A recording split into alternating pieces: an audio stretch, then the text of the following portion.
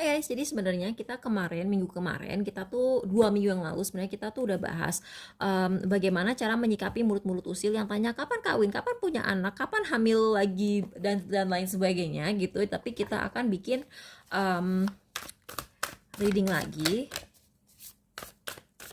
karena siapa tahu kita dapat advice yang lain, oke? Jadi kita punya alternatif gitu cara menghadapi yang seperti itu.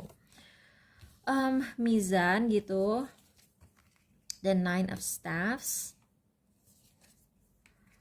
Oh, jadi sebenarnya di sini kamu itu disarankan untuk nerima bahwa banyak orang yang akan bermulut usil. Jadi, di sini bukan advice bagaimana kamu harus membalas pertanyaan mereka, tapi lebih ke mempersiapkan mental kamu supaya omongan mereka itu bisa keluar masuk kuping kanan, keluar kuping kiri. Jadi, semoga itu membantu ya tuh. Karena kamu sebenarnya punya masa depan yang cerah gitu. Cuman masa depan kamu yang cerah ini mungkin agak telat datangnya karena mungkin ya Tuhan merasa bahwa kamu akan lebih baik kalau kamu dapatnya nanti gitu. Atau bisa juga kamu balas mereka misalnya kapan kawin gitu ya. Kamu jawab aja gini, aku kawin kalau misalnya Tuhan udah ngasih izin aku kawin gitu. Atau kapan punya momongan?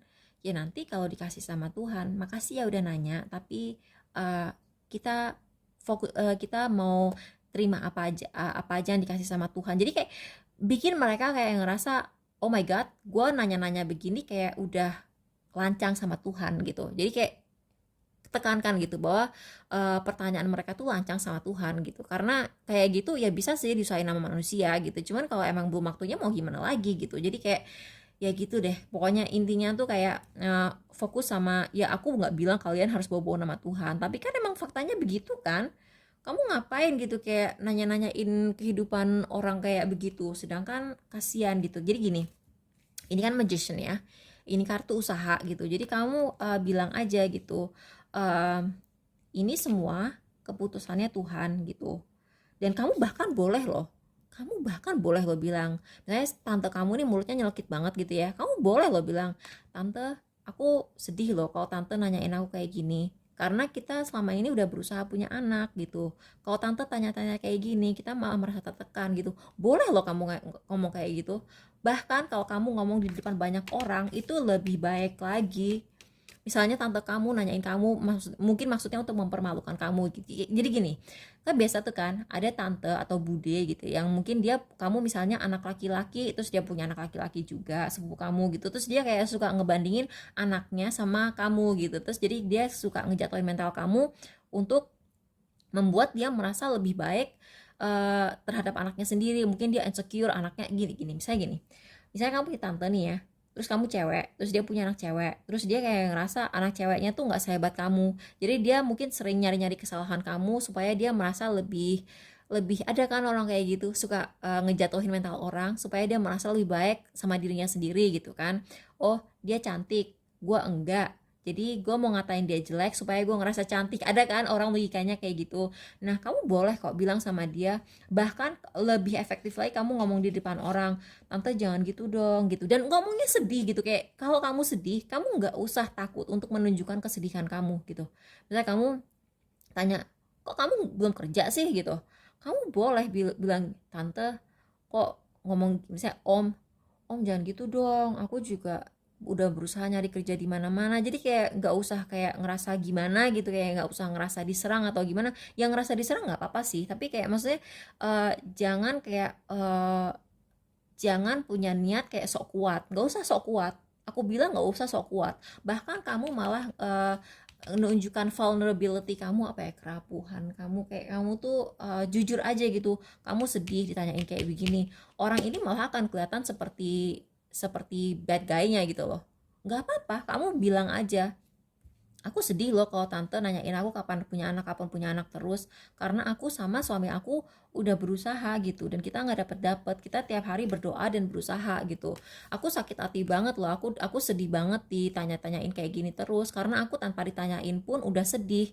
Jadi kalau tante nanyain kayak gini terus aku makin sedih. Nggak apa-apa gitu, tanggepin aja kayak gitu. Dan ini kalau kamu ngomong seperti itu bisa membawa perubahan loh, karena ini kan kartu death card ya. Ini kan kematian yang akan melahirkan apa ya, kematian yang akan melahirkan ke siklus baru gitu. Jadi dengan kamu bilang, aku sedih loh kalau Anda nanyain aku kapan kawin, terus sedangkan aku nyari jodoh dan aku selalu disakitin sama orang gitu.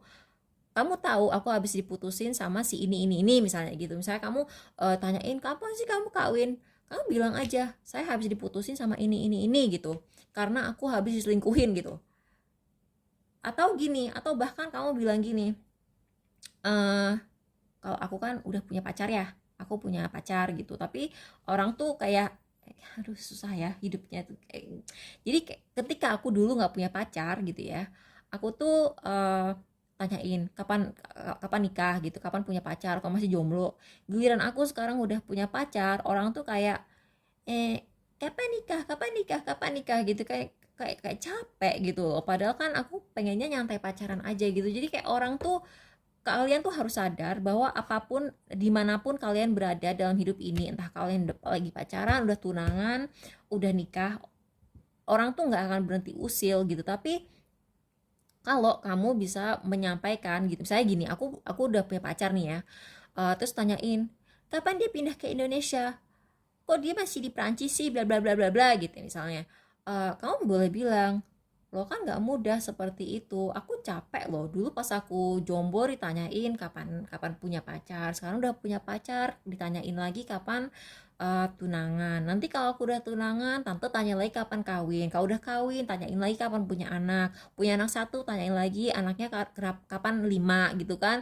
Jadi kayak kamu boleh ngomong seperti itu, kamu boleh banget mengkonfrontasi orang dengan bilang, aku sedih loh kalau tanyain kayak gini, dan aku stres gitu, aku kayak LDR aja udah stres, kayak hubungan jarak jauh aja udah mikir aku yang ke Prancis atau dia yang ke Indonesia, atau dia buka usaha di sini, atau dia buka restoran di sini atau gimana gitu kan. Itu prosedurnya kan kita kita kita sendiri, tanpa di kayak dorong-dorong orang aja kita kayak udah kepikiran. Kamu boleh bilang, tante kalau nanya kayak gini aku tuh makin stres, makin kepikiran.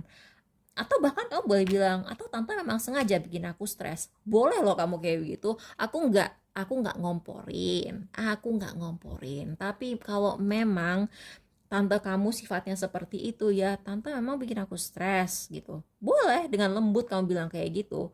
Dengan cablaknya kamu boleh bilang seperti itu, dan itu akan bikin orang kayak awalnya kaget ya pasti. Dengan kamu bilang, aku sedih, ini kan kartu sedih ya, dan ini kartu usaha, kamu boleh bilang, kamu jadi gini, kamu harus pertama, kamu tuh harus mempersiapkan mental kamu dulu ya.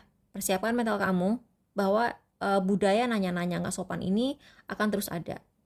Tapi kamu bisa menciptakan perubahan dengan kamu bilang, aku sedih loh ditanyain seperti ini, aku stres loh, aku udah berusaha loh bikin anak gitu, tapi enggak dikaruniai anak juga gitu.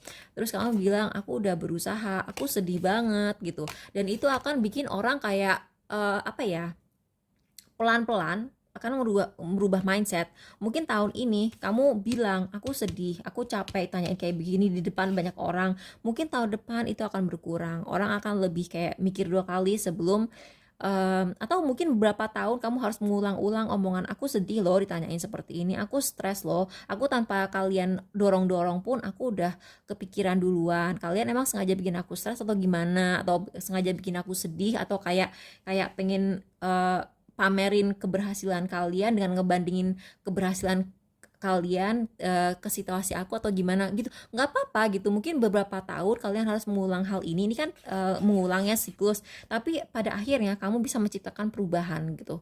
Mungkin sifat mereka akan menjadi lebih baik, atau mungkin setidaknya keluarga kamu akan sungkan untuk nanya kamu. Tapi kamu harus cablak, kamu harus blunt, kamu harus belak-belakan bilang, aku sedih kok kamu tega gitu. Gitu nggak apa-apa, nggak apa-apa. Kalau di budaya kita kan orang masih kayak iya tante iya nanti tante. Enggak, kali ini kalau kalian harus tegas bilang aku sedih gitu. Nggak usah diberantemin, tapi bilang aja aku sedih, aku merasa tertekan, ditanyain kayak gini terus bikin mereka malu. Sumpah, karena memang mereka perlu dibikin malu, mereka pantas malu, jadi bikinlah mereka malu. Omongin aja kayak gitu. Oke, okay? Hope that helped.